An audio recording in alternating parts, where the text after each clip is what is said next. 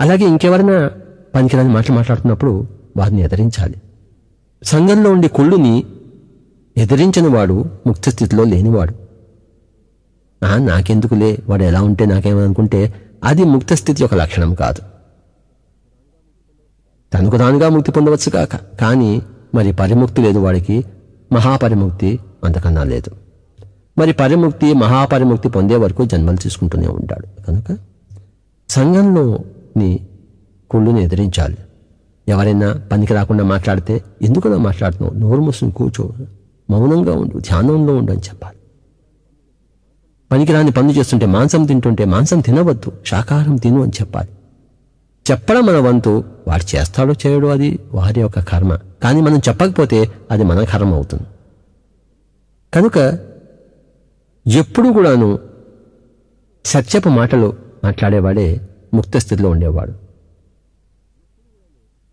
ఎప్పుడు కూడాను సశాస్త్రీయంగా మాట్లాడాలి. అంటే ఒకటే శాస్త్రం యొక్క పాయింట్, ఎవరి వాస్తవాన్ని వాళ్లే సృష్టించుకుంటూ ఉన్నారు అని.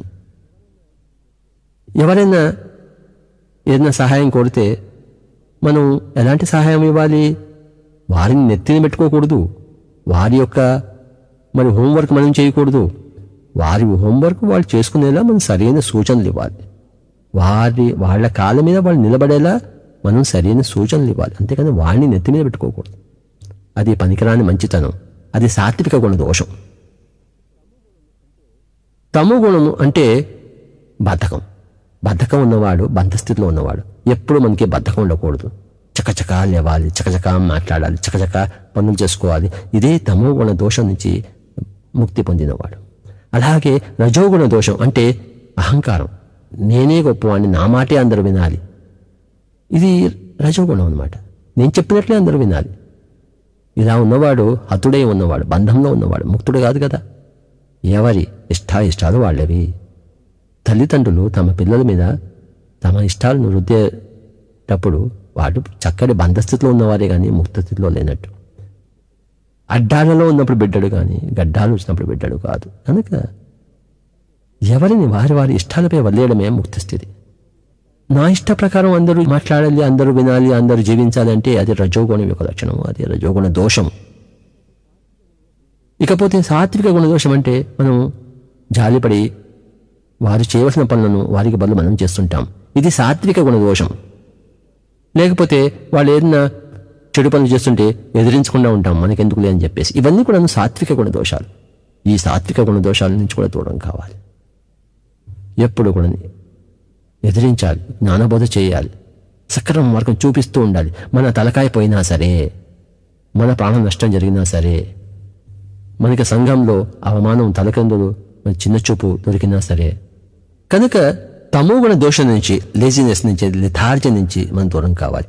రజోగుణ దోషం నుంచి అంటే అంతా నేనే, నాకే కావాలి అనే ఆ యొక్క ధోరణి నుంచి మనం దూరంగా ఉండాలి. తర్వాత అనవసరమైన మంచి చేయకూడదు. ఎవరికి మంచిని ప్రబోధించాలి, మంచిని చేయకూడదు. వాళ్ళ మంచిని వాళ్ళు చేసుకోవాలి, ఎవరిని వాడే ఉద్ధరించుకోవాలి. మనం ఇంకొకరిని ఎలా ఉద్ధరిస్తాం? నేను ఇంకొకరిని ఉద్ధరించడం అనుకునేది అది సాత్విక గుణ దోషం. ఎవరిని ఉద్ధరించలేరు. ఉద్ధరేద్ ఆత్మనాత్మానం ఆత్మానం అవసాదేత్ ఆత్మవ్య ఆత్మనో బంధు ఆత్మైవ రిపరాత్మన అని అన్నాడు కదా శ్రీకృష్ణుడు భగవద్గీతలో. ఎవరిని వాడే ఉద్ధరించుకోవాలి. శ్రీకృష్ణుడు కౌరవులను ఉద్ధరించలేకపోయాడు. ప్రయత్నం చేస్తాం, కానీ వారిని వారే ఉద్ధరించుకోవాలి. శ్రీకృష్ణుడు పాండవులను ఉద్ధరించలేదు. పాండవులు తమ సాధన ద్వారా తమను తాము ఉద్ధరించుకున్నారు. సాధన అనేది 3 రకాలుగా ఉంటుంది. ఎలాగైతే మరి ముక్తి అనేది 3 రకాలుగా ఉందో, ముక్తిని పొందే మార్గం కూడాను, అంటే ఆ సాధన మార్గం కూడాను 3 రకాలుగా ఉంది. సాధన, పరిసాధన, మహాపరిసాధన. మనం 3 దోషాల నుంచి, తమో రజో సాత్విక దోషాల నుంచి మనం దూరం అయ్యేందుకు చేసే కృషే ఆ సాధన అనబడుతుంది. అలాగే ఇతరుల దుఃఖం నుంచి వారిని విముక్తం చేయడం కోసం చేసే సాధన పరిసాధన అవుతుంది. ప్రపంచం మొత్తం కూడాను దుఃఖరాహిత్యం పొందాలి అని చేసే ఆ సాధన మహాపరిసాధన అవుతుంది.